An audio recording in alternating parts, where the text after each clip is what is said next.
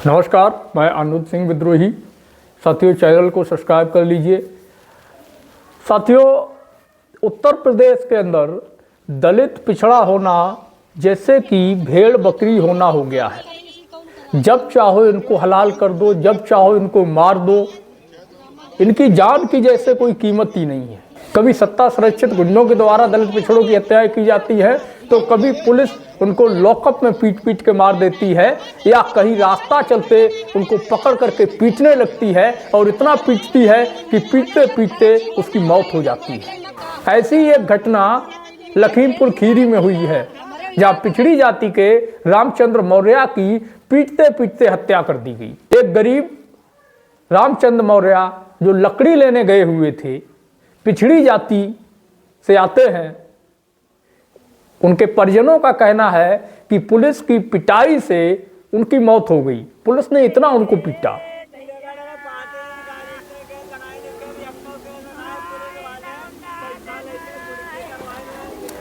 Ramchandra Maurya son of Lalta Prasad Maurya, गांव हुलासीपुरवा, post Daulatpur, थाना मजगाई, जनपद लखीमपुर खीरी, लकड़ी लेने के लिए गए हुए थे और इनको मजगाई और निगासन पुलिस ने मिलकर के पीटा और इतना पीटा कि पिटते पिटते उनकी मौत हो गई। आप ये वीडियो सुन सकते हैं। परिजनों का आरोप है और ग्रामीण इसको लेकर के आक्रोशित हैं। परिजन इसको लेकर के जब न्याय की मांग कर रहे थे, प्रदर्शन कर रहे थे, तब जो है प्रशासन जबरदस्ती पंचनामा के नाम पर रामचंद्र मौर्य की डेड बॉडी छीनकर परिजनों से ले जाती रही। परिजनों का कहना है कि पंचनामा नहीं हुआ है या फर्जी पंचनामा करवाया जा सकता है, ऐसा परिजनों का आरोप है। पुलिस मामले की लीपापोती में लगी हुई है। ग्रामीण आक्रोशित हैं। आप ये वीडियो पहले देखिए।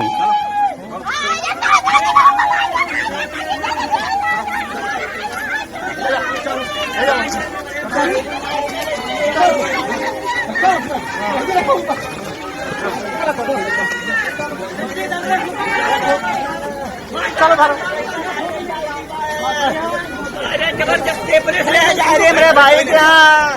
अरे दादा, जबरदस्ती पुलिस छीन लग गई है। अरे दादा, जबरदस्ती पुलिस अरे दादा छीन करके डेड बॉडी ले जा रही है। पुलिस ले जा रही है, मारे पीट के, हाँ मार दे रहे। ग्रामीण परिजन हंगामा कर रहे हैं। प्रशासन इस केस के लीपापोती में लगा हुआ। और ऐसा नहीं है कि ये कोई पहली बार है। हर रोज कोई न कोई खबर, हर सप्ताह या सप्ताह में 2-3 कोई न कोई खबर आ ही जाती हैं, जहां किसी न किसी दलित पिछड़े की पुलिस पिटाई या लॉकअप में कस्टोडियल डेथ हो जाती है। आखिर ये सब कब तक चलता रहेगा? कब तक दलित पिछड़ों को भेड़ बकरियों की तरह पीटा जाता रहेगा, मारा जाता रहेगा? आखिर दलित पिछड़ों का जमीर कब जागेगा? ये जो सामंतवादी मनवादी सरकार है, जिसके सत्ता संरक्षित गुंडे दलित पिछड़ों की हत्याएं करते हैं, लूट करते हैं, और वहीं पर वर्दीधारी खाकी वर्दी में घुसे, पुलिस के रूप में घुसे वर्दीधारी गुंडे दलित पिछड़ों को टारगेट करके उनको मारते हैं और इतना मारते हैं कि उनकी मौत हो जाती है। दलित पिछड़ों को फर्जी केसों में फंसाया जाता है। कोई न्याय की आवाज उठाता है तो उसमें मुकदमा लगा दिया जाता है, उसको जेल भेज दिया जाता है। पूरे देश के दलित पिछड़ों से, आदिवासियों से ये कहना चाहता हूं कि वक्त रहते सजग हो जाइए, संगठित हो जाइए और इन आताताइयों का, इन जातिवादियों का और सत्ता संरक्षित गुंडों और खाकी वर्दी में भी छिपे हुए गुंडों के मुकाबले के लिए संगठित होइए। कब तक आप अपनों की लाशें अपने कंधों पे उठाते रहेंगे? कब तक हम अपने लोगों की लाशों की गिनती करते रहेंगे? आखिर कब तक हम आंसू बहाते रहेंगे? जब मरना ही है, नसीब में ये लिख गया है कि भाई अब तो दलित पिछड़े समाज में पैदा हुए हैं, तो हमारे नसीब में जेल जाना, लाठी खाना, फर्जी मुकदमे झेलना है और अंत में मौत मिलना है, तो फिर क्यों न लड़ते हुए उसको स्वीकार किया जाए। कायरों की तरह मुंह छिपाने से अच्छा है कि हम लड़ते हुए मरें। आए दिन उत्तर प्रदेश में कहीं किसी यादव को मारा जा रहा है, कहीं किसी कुर्मी को मारा जा रहा है, कहीं किसी मौर्य को मारा जा रहा है, कहीं किसी सैनी को मारा जा रहा है, कहीं किसी प्रजापति की हत्या कर दी जा रही है, तो कहीं किसी नाई की हत्या कर दी जा रही है, कहीं किसी दलित की हत्या कर दी जा रही है, कहीं किसी जो है आदिवासी की हत्या कर दी जा रही है, कहीं किसी मुसलमान की हत्या कर दी जा रही है। आतंक मचा के रखा हुआ है। मेरी मांग है उत्तर प्रदेश के मुखिया माननीय योगी आदित्यनाथ जी से कि इस मामले की निष्पक्ष जांच हो और जो भी हत्यारे हैं रामचंद्र मौर्य के, उनको कड़ी से कड़ी सजा मिले। मैं तो कहता हूं फांसी की सजा मिले और रामचंद्र मौर्य के परिजनों को 1 करोड़ रुपए की आर्थिक सहायता दी जाए।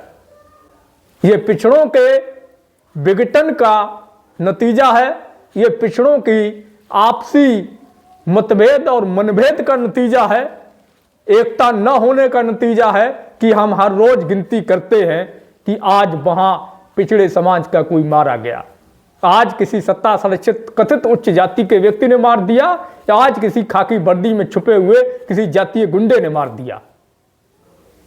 कब तक हम गिनती करते रहेंगे? अगर मरना ही है तो लड़के मरते हैं ना।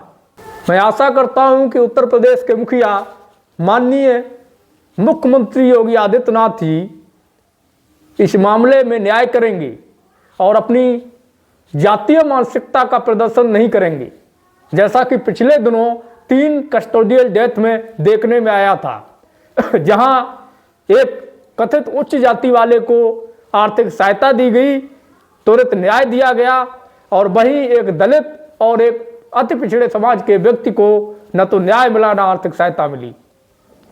धन्यवाद साथियों।